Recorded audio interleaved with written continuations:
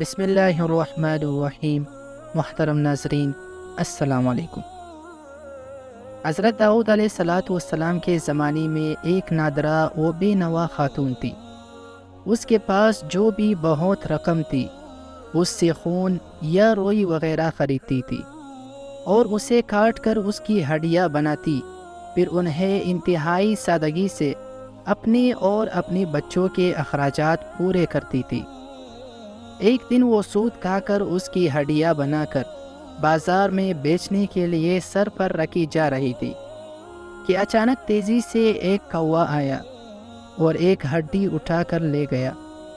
وہ بے سہارا خاتون بہت رنجیدہ ہوئی اور حیران و پریشان حضرت داؤد علیہ السلام کے پاس آئی، اپنے تنگ حالات بیان کیے اور کوے کی ہڈی لے جانے کا واقعہ بیان کرنے کے بعد عرض کیا، خدا کی عدالت کہاں ہے؟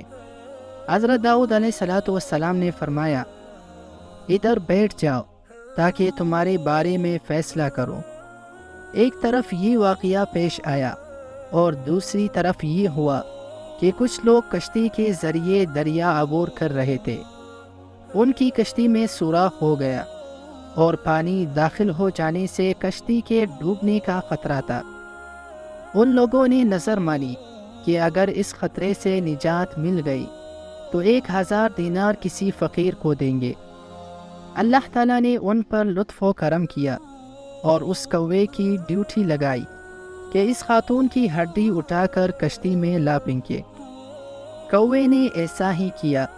ان لوگوں نے سود کی ہڈی سے فائدہ اٹھایا، کشتی کا سوراخ اچھی طرح بند کیا اور ڈوبنے سے نجات پائی۔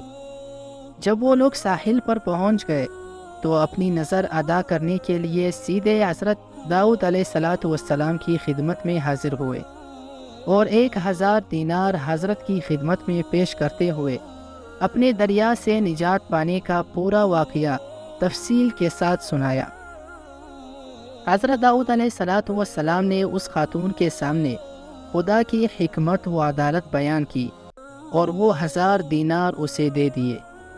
وہ خاتون بہت خوش ہوئی اور سمجھ گئی کہ خدا سے زیادہ کوئی بھی عادل تر اور احسان کرنے والا نہیں ہے۔